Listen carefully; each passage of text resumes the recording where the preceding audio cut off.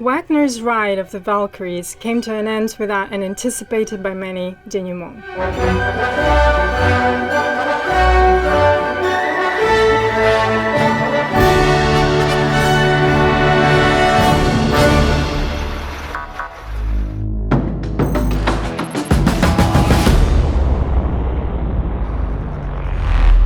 А теперь слушайте меня, сука, блядь! For years now, there have been countless speculations about the so-called domes of the Kremlin, a metaphor used to describe the mysterious political factions within the Russian establishment. Of those Kremlin domes, arguably the most influential is the siloviki, the people of force, that comprise of law enforcement agencies like the FSB run by Alexander Bortnikov, the Federal Protective Service, and it's Dmitry Kochnev who is responsible for Putin's personal security and very rarely can be seen making public appearances. The Russian National Guard with its director Viktor Zolotov and the Interior Ministry's Vladimir Kolokoltsev. The second faction are the oligarchs, who share common concerns but also have different interests. They are mainly united by their resentments towards Western sanctions, which have caused immense damage to their wealth and lavish lifestyles.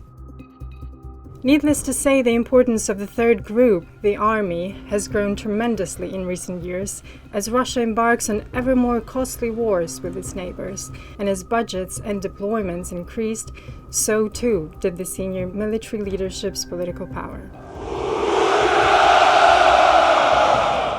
The last faction are the Technocrats associated with the current Prime Minister of Russia, Mikhail Mishustin, who are the new generation of elites backed by business-sponsored programs like Leaders of Russia or School of the Governors. These schemes have filled the bureaucratic mid to high-level roles across the country to establish the unshakable power of Putin, regardless of the turbulence in the capital or the political ambitions of other Kremlin factions. It is worth noting that Prigozhin with his group of renegades were never part of any group, simply as they did not come from the establishment. Wagner Group was a personal pet project of Vladimir Putin, aimed at leading proxy wars around the world with the added benefit of turning a profit. It was carefully curated by Russia's leader, while Prigozhin was nothing more than a project manager entrusted with running day-to-day operations and safeguarding the income. The pot of money was stashed away somewhere in foreign banks, and they obtained, not in the most sophisticated way, assets in Africa, could have been the get-out ticket for Prigozhin, according to some sources in the Russian opposition. For now, at least. In Russia, they use the term access to the body, broadly meant to identify one's closeness to the ruler, and it is clear that Prigozhin had one on par with Putin's closest advisors. This leverage that Prigozhin developed over the last few years clearly altered his vision, leading him to believe that his authority had grown over the Russian army leadership, even beyond that of Minister of Defense Shoigu. He might have started to believe his own narratives and self-generated myths, that of righteous fighter for the people and the defender against the out-of-touch elites. Вы сидите в дорогих клубах. Ваши дети прутся от жизни и снимают на YouTube ролики. With this in mind, his march on Moscow was not an attempted coup d'etat aimed at replacing his master, but rather as a fight for the redistribution of power, influence, and wealth.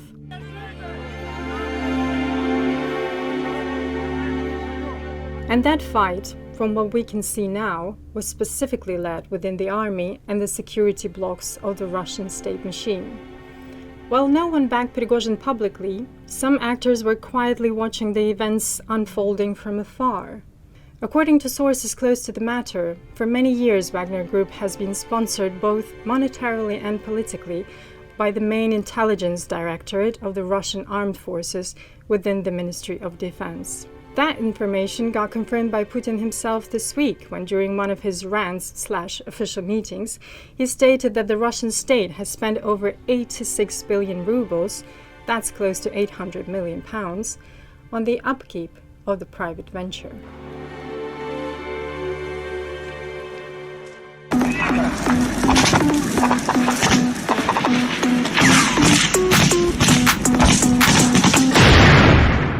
The Wagner Group, along with Yevgeny Prigozhin, was founded by the former GRU officer Dmitry Utkin and his spouse, former Deputy Defense Minister Mikhail Mizintsev, the former officer of the Special Forces of the Interior Andrei Troshev, shortly after the start of the war in Ukraine in 2014.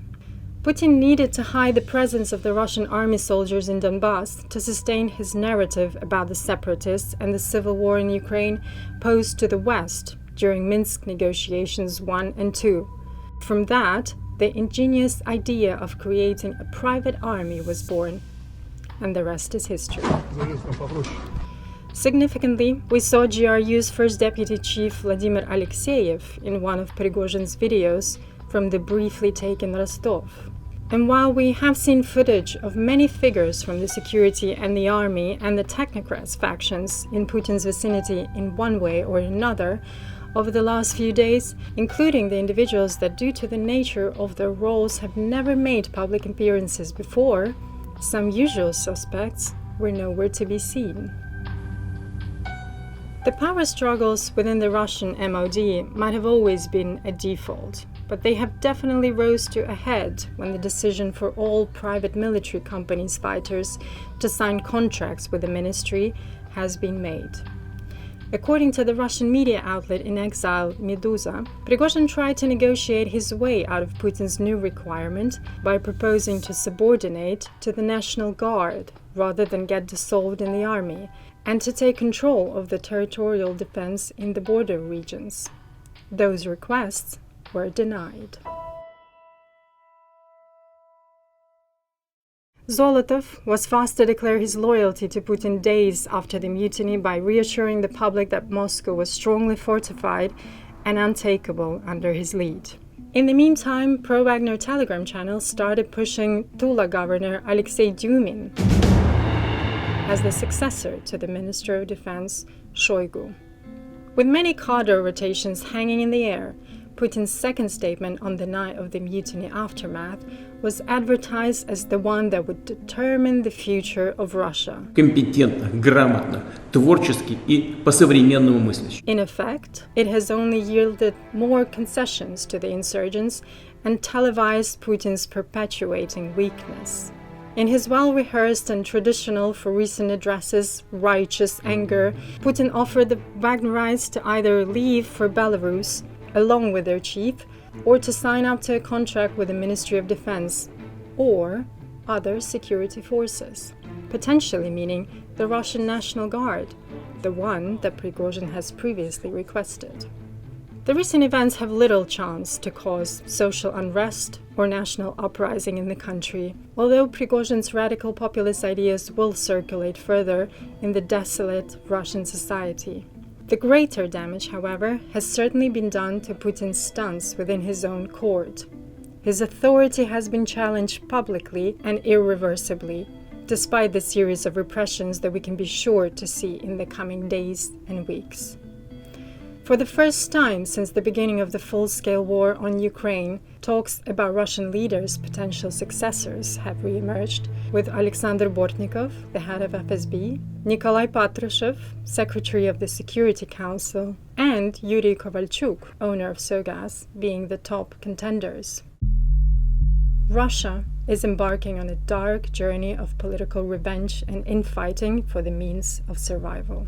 And while private military companies have now been outlawed, legions of personal mini-armies might still arise, convened by millionaires and billionaires stuck in the parallel feudal reality of modern Russia, trying to secure their personal safety in an increasingly futile environment, or to be ready to act when the time comes.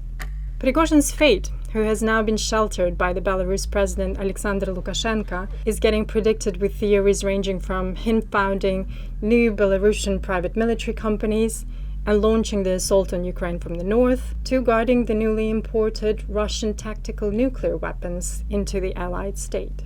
Some indications of his future can be drawn from the emerging news of several Wagner chiefs getting detained by Russian military police in Syria.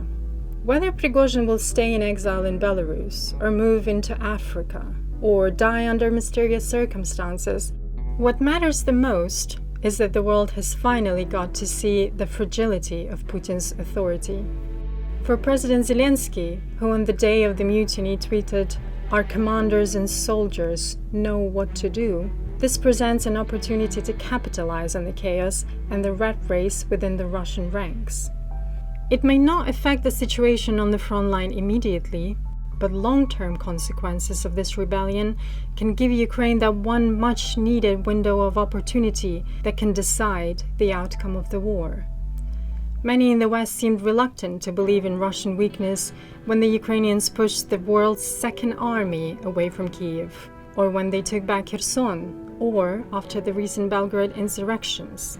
It took loud and public mutiny by Putin's closest ally, followed by a paralysis and a shambolic response to counter it, for the world to see that the Kremlin is nothing more than a house of cards, ready to fall to the next serious challenger. Maybe the greatest trick Prigozhin ever pulled has been convincing the world he's gone into exile in Belarus. After he left Rostov-on-Don on Saturday night, rumors swirled. What has just happened? He looked happy and carefree. And like that, he was gone.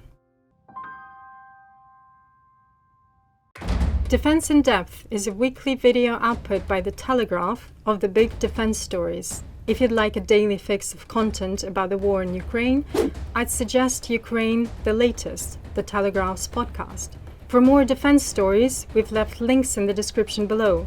And if you have a topic you would like us to cover, let us know in the comments.